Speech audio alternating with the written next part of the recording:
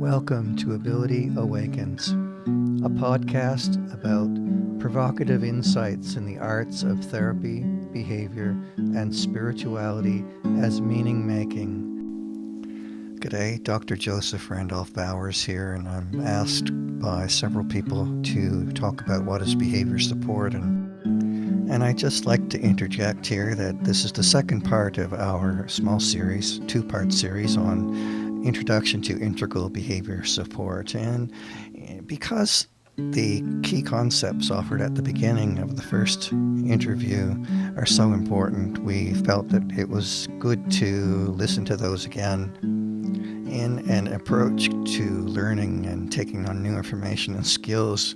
We have a phrase called spiral learning and development, and spiral learning is really about revisiting ideas, concepts, and values, and allowing them to sink more deeply into our consciousness and to inform our ways of thinking and our ways of acting in the world.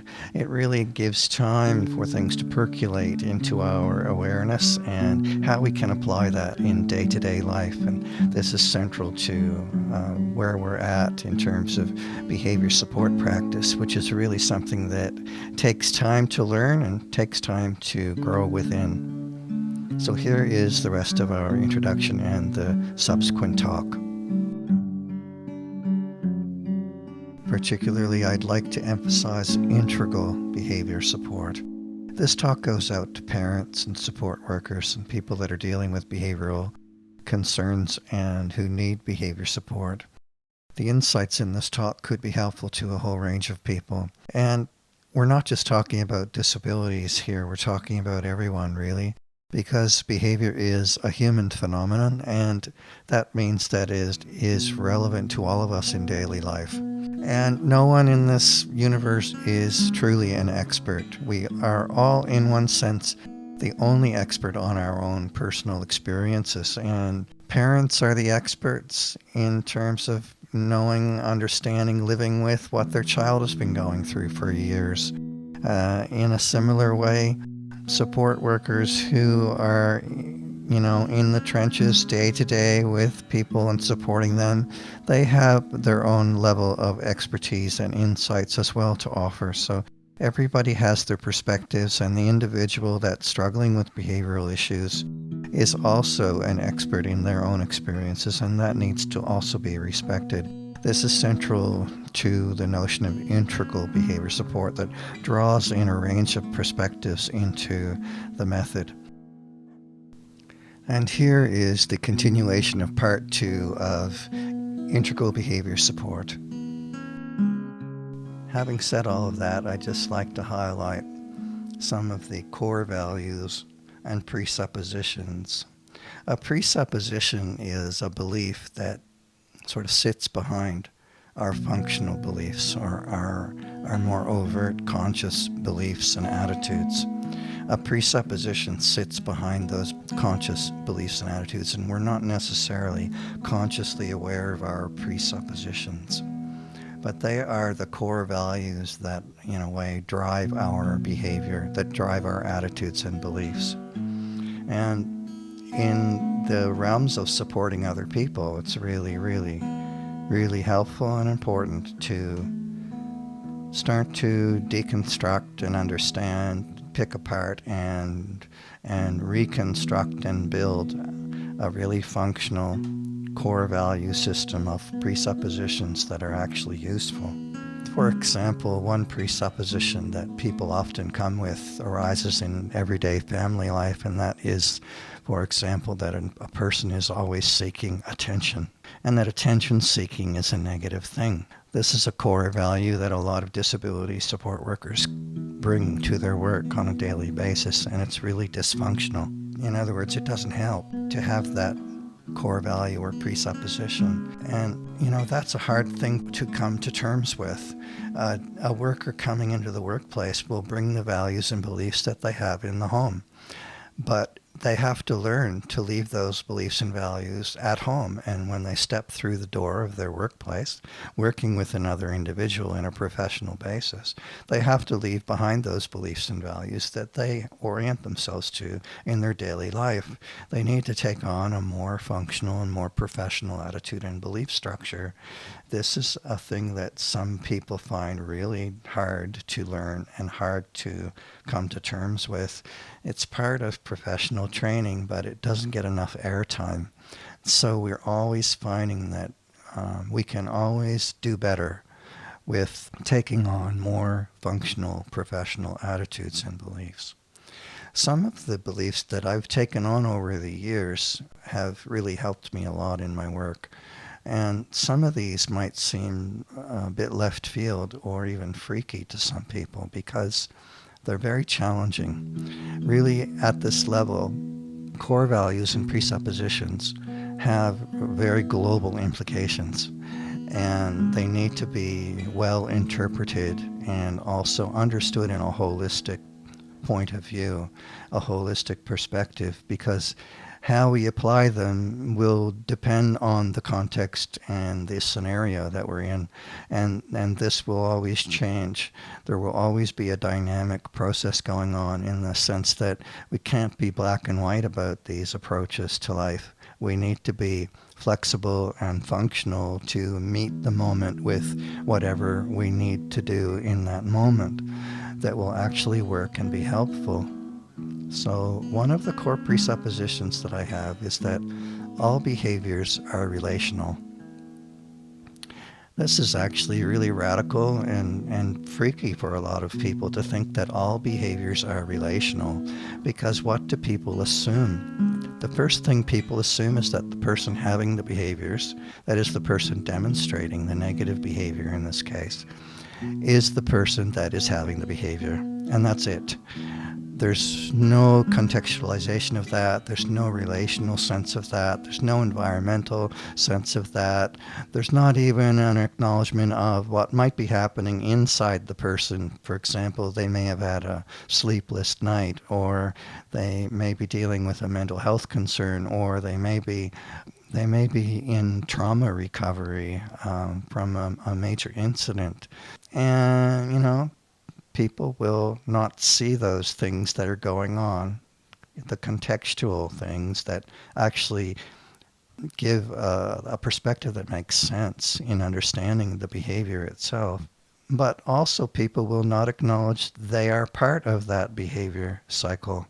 They are part of that behavioral manifestation because they are in a relationship with that person who is demonstrating those behaviors. So I'm working with somebody and they're demonstrating the behavior of getting angry. Do I step back and look at how I might be contributing to that? What my role might be in that process, and not just in the person being triggered towards anger, but also how the person diffuses or what they do to address that or to solve that problem or to come down from that anger and frustration. Am I part of that? What's my role in that? How am I relationally involved in the behavioral cycle? It's a really interesting and important question. Basically, I'm saying that all behaviors are at some level relational. And when we come to terms with that, it really helps us orient ourselves to positive behavior support. The next presupposition is that all behaviors arise from unconscious positive intentions.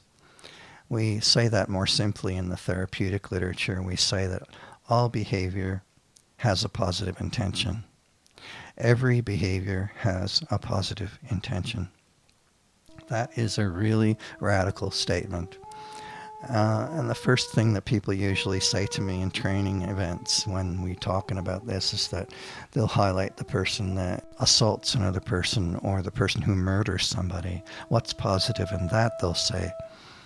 And we have to talk that through for quite a while usually and come to an understanding that at this level of presuppositions, it's really useful and effective for us to have this attitude that every behavior has a positive intention. Why is that?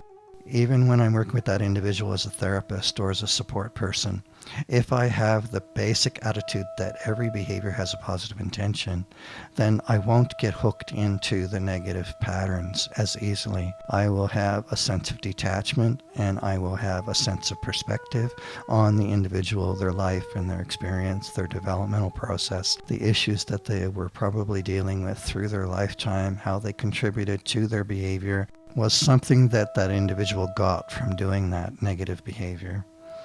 We might not think of that as a positive thing, but from this therapeutic perspective point of view, it's a positive aspect.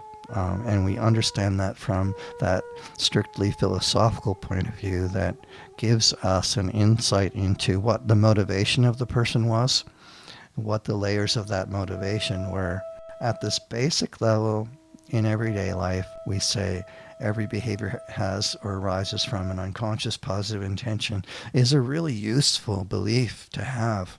It really helps us to open up our minds and be curious, to maintain an ongoing curiosity and an ongoing sense of unconditional positive regard towards every person that we work with. This is a very professional attitude, and it's not that easy for a lot of people to come to terms with, but it's really important. It's really important.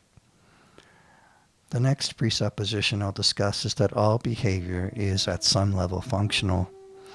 And this is another very challenging idea because so many of our human behaviors are really dysfunctional. Like smoking, for example. It's a great example. Smoking is a dysfunctional behavior that leads to illness, chronic illness, and can be debilitating over time. But smoking, understood from these more holistic presuppositions, smoking can be understood as a positive functional behavior because, for example, I'll tell you a little story about this. I worked with an individual who was a mother of three and a very dedicated mother. She was always stressed out, and she came out of a very difficult relationship that was abusive. She would always go out to the back step, and she would have a cigarette, and she'd usually have a cup of coffee or tea with her, and she would have her cigarette, and then she would go back and face the day. This was her break. This was her moment out, and it gave her some perspectives. She had this behavior for many years, and she never really thought about it because it was just what she did, part of her life. In therapy, we unpacked that, and we looked at that, and she came to a deeper conscious awareness of all the positive layers of that moment of going to have a cigarette.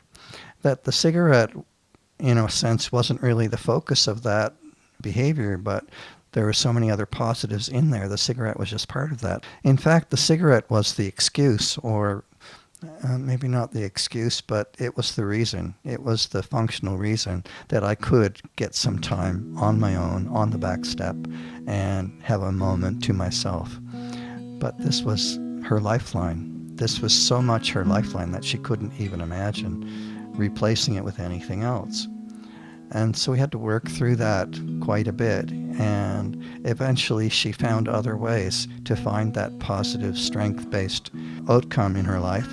And she was able to trade one behavior for another.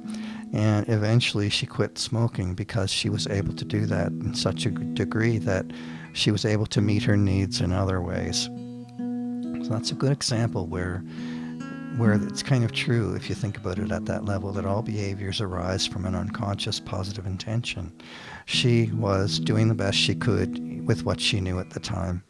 And, the behavior itself we could judge as not functional and as negative, but we're not into judging. We're into affirming that she did the best she could at the time. Just happened to be having a cigarette. Well, whatever.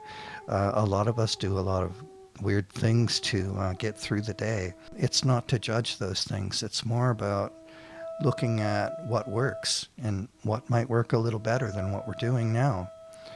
And when we take that positive approach, it really opens up new possibilities. So all behavior is functional at that level when we think of it that way, even when it's dysfunctional. It's kind of a paradox, but it's really true. The next presupposition we'll discuss is that no one person is the expert, and I love this presupposition because every individual, regardless of where they're coming from and what level of education or perspective or background or experience or age that they have a primary value. Every person is of primary value. No one person is the expert. And I think this is really very important, especially when it comes to clinical behavior review and assessment. It can be assumed the behavior specialist is the expert, but that's just a small part of the picture. Really, every person being consulted is the expert from their own perspectives, and that needs to be respected, that needs to be highlighted, and it needs to be affirmed. The person is the expert in their own experience. This is a core value of person-centered work that Carl Rogers highlighted so many years ago. And in day-to-day support, it really needs to be remembered more and more. The person is the expert in their own experience. We need to highlight that and celebrate that. We learn and we are open to learn, to grow from every person. Is another core value or presupposition. We learn and we are open to learn and to grow from every person that we encounter every day. If we have that attitude, we'll be so very curious about people. What a brilliant presupposition to have in life. It keeps us awake, keeps us interested, it keeps us in a mode of active awakening. It's almost a form of mindfulness. And even a form of personal spirituality. It's like these core values orient us towards our best possible life. And why wouldn't we want to create the conditions within ourselves that will promote growth and personal awareness? Why wouldn't we want to create the conditions within ourselves that allow us to engage in a creative way with the people and problems that we encounter every day? Why wouldn't we want to nurture and help to grow an environment within our own self, our psyche, our heart, our being, our bodies, that will be open to and receptive to the relationships we engage on a day-to-day basis? This enables us to be a better human being, to contribute more to our lives and to the lives of all of those people that we encounter from day to day. I think this is really central to a positive approach to behavior support, and an approach that is integral and holistic. I'm your host, Dr. Joseph Randolph Bowers. We are Ability Awakens podcast, a provocative, insightful show about the arts of therapy, behavior, and spirituality as meaning-making. Thank you for welcoming us in and for listening and being with us today.